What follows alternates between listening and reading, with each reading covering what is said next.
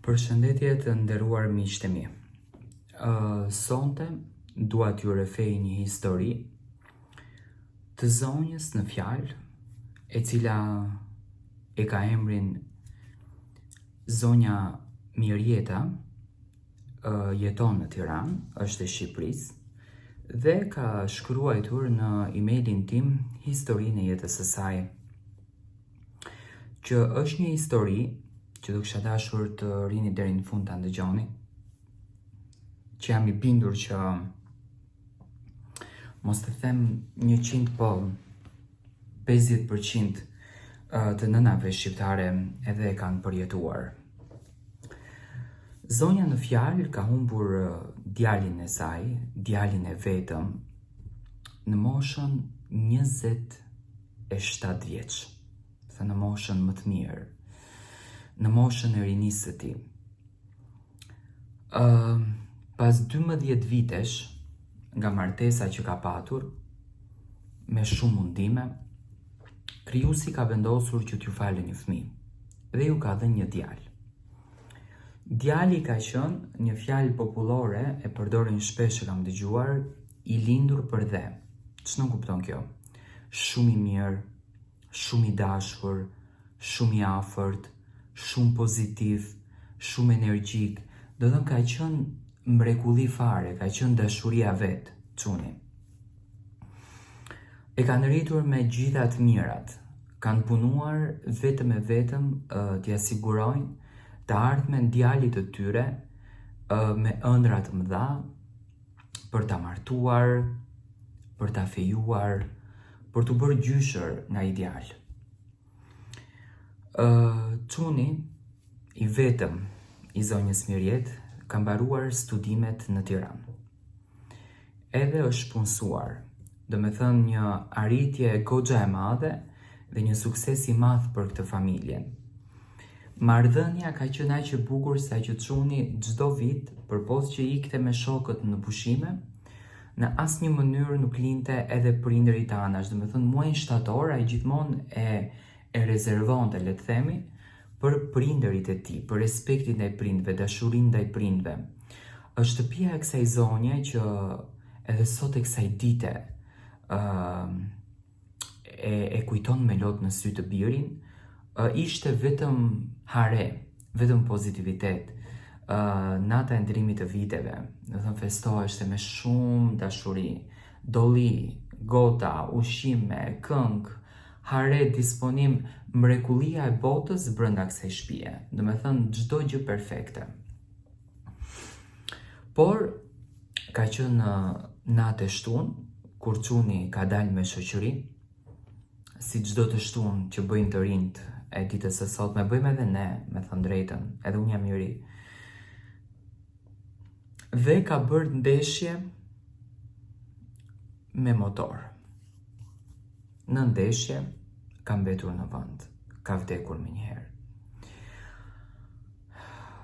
Mirjeta e kujton si sot momentin në orën 4 të mëngjesit, kur ka rënë telefoni i shtëpisë.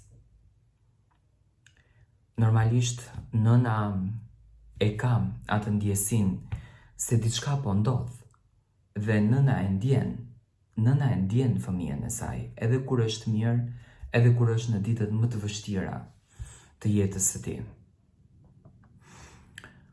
Ka hapur telefonin edhe ka dëgjuar vetëm fjalën që hajdeni në spitalin të Tiranës të shikoni djalin tuaj.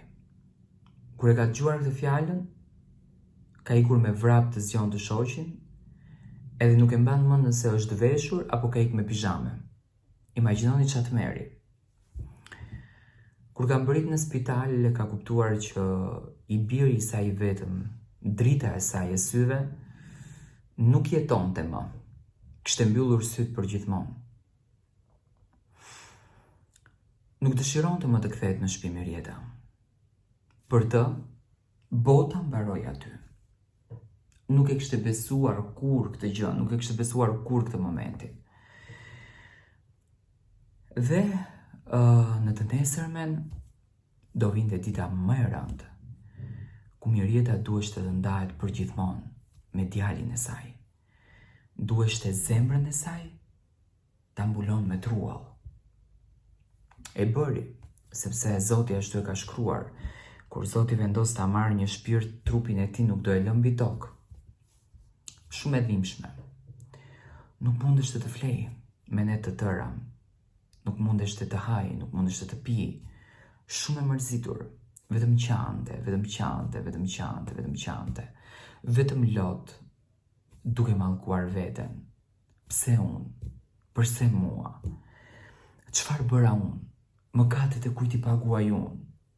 Deri në këtë pikë. Një vit të plot, vetëm lot. Deri në momentin kur para pak se të bënte çuni një vit që kishte ndruar jetë, i shfaqet në ëndër. Edhe i thot, mami, hajde mi hiq gjitha këto lule që mi ke vënë mbi varr, se po më marrin frymin. Edhe të lutem shumë, gëzo për mua dhe më lër të qetë këtu ku jam, sepse po më jep shumë siklet shpirtëror. Dhe Mirjeta zgjohet nga gjumi, e trullosur, krejtësisht në djers, dhe pyetën veten se ku është, çfarë po bën, po mërzit çunin, ai po mërzitet, nga që fytyra e tij është shfaqur shumë e mërzitur. Dhe me të zbardhur mëngjesi, Mirjeta shkon te vari të pastron krejt varin, dhe prej asaj dite, ajo nuk ka vënë më lot në sy, nuk ka qarë më, thjesht ka rikthyer jetën e saj me pozitivitet dhe me një ndjesi shpirtërore që nuk kupton. Ajo jeton çdo ditë sikur djali i saj është pranë saj, sikur shpirti i tij është në shtëpinë e tyre, sikur zemra e tij jeton me to. Ndjet më e lumtur, e ka liruar veten e saj dhe ka një mesazh për të gjithë nënat që kanë kaluar një dhimbje të tillë, që kur mos e fajsoni Zotin për një gjë që Zoti ka vendosur. Ne besojmë që një ditë të gjithë do të takohemi në universin tjetër. Ne besojmë që një ditë do të takohemi me njerëzit që i kemi dashur në këtë botë, i kemi ëndruar, i kemi pasur në shpirt, por Zoti e di ai kur e merr herët apo vonë. Ndoshta kur ikën shumë vonë nuk është se le dhe shumë plak, por kur ikën shumë herët dhe prindi vazhdon të jetë gjallë, është shumë e vështirë për ta përballuar dhimbjen. Dhe Mirjeta këtë nuk e përballonte dot. Sot Mirjeta po bën 3 vite pa çunin. Ndihet e qetë, ndihet e lumtur, sepse ka nisur një mision. Ajo po bën vepra të mira në shpirtin e tij. Dhe dëshiron që t'ju jep një mesazh të gjitha nënave, të cilat kanë përjetuar dhimbjen e Mirjetës, që janë të përzgjedhura nga Zoti, janë të bekuara nga Zoti. Sepse kjo është një lloj bekimi, por ne nuk e kuptojmë nga dhimbja që kemi, që bëni vepra të bukura për shpirtin e fëmijëve tanë. Sepse ne të gjithë do t'ikim një ditë, edhe mos e jetoni jetën, se të nesërmen do të zgjohemi dhe të gëzojmë prapë. Jetojeni jetën sikur t'jetë ky çasti më i fundit.